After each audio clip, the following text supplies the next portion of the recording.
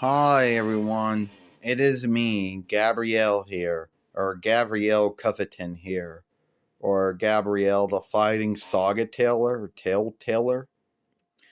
Yes, I know I got this axe in my hand. Toy Biz gave me an axe, they gave me my staff that I had from the first following into halfway through the 4 diff following. They also gave me some bow and arrows, which I can't think I ever worked. But that's not the grounds of this film. Today, I'm going to go and get my Matt Foreman Freeze 1000. I know Matt Foreman isn't one of those well-known Fleeter sickness healings out there. It's not doesn't got a showing for itself, you know.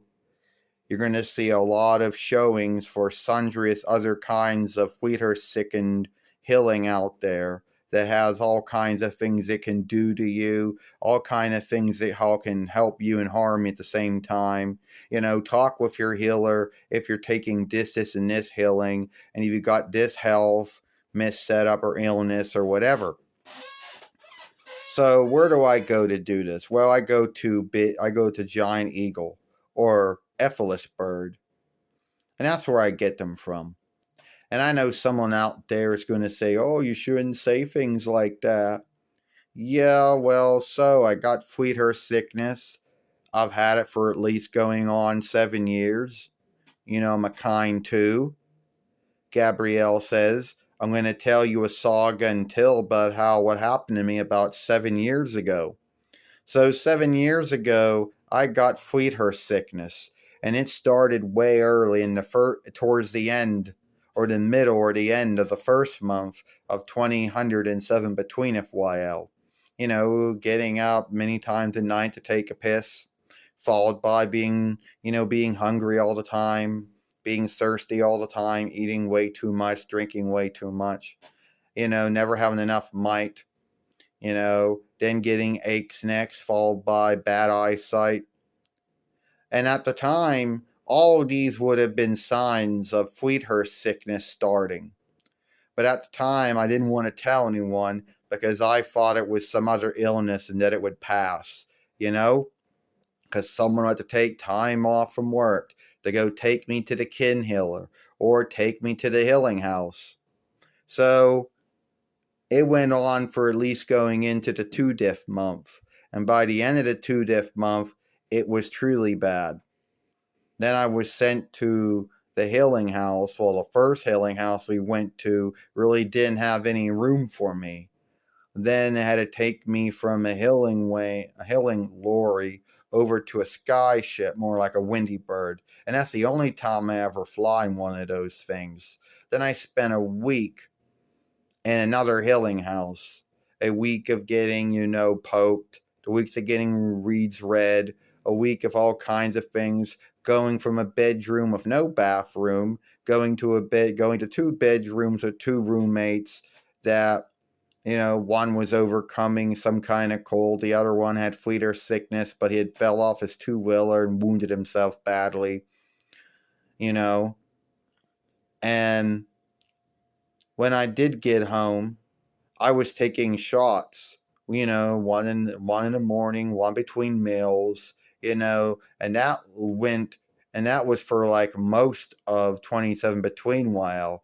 By the end of 2008 between FYL, I was then taking a shot in the morning, then healing at night. And then pills after that. Matt Foreman 500 for the morning, and Matt Foreman for 1000 for evening. And on top of that, I was taking Sebastian, or whatever it's called, a healing that stops folks from having heart strikes and strokes and whatever. Now, a lot of folks out there who got Fleeter sickness or hear about Fleeter sickness might think, oh, well, aren't you worried about everything going wrong with you? Well, if I keep my reads right, and I take my healing right, and I eat right, and I do the things that I was told to do, then I'm less likely, for anything to go wrong. It's less likely for, my liver or my heart or my kidneys or anything to go bad or my lungs to go bad. It is less likely that I will have any of those things. The folks who am up, losing their toes or fingers, the folks that always have a bind breathing, the folks that have some kind of bind with their blood run, the folks that have something wrong with their kidneys, with pissing or shitting or whatever, these folks are the ones that don't take their healing. They don't eat right. They don't take their healing at all. And they're the ones getting in really bad shape, So, yeah, I'm just talking about me having fleet her sickness kind 2, for about 7 years, soon to be 8 years next year. And some folks might wonder, why did I get fleet her sickness? Well, the guess I can come up with is that there was someone of my kin that had fleet her sickness, like my grandmother and my aunt. They both had fleet her sickness. So most likely that is how I ended up getting it. Why it happened when I became 31 or 32 at the time is beyond me. It could have shown itself earlier than that. And there are two kind of fleeter sicknesses. There is kind 1, mostly folks born with this. Most folks having kind 1 is where the body no longer or has never can no longer keep the Fleethurst down or never could. It tends to be babies and walkers and kids and betweeners that tend to get this kind. But there are some grown-ups that do get that kind.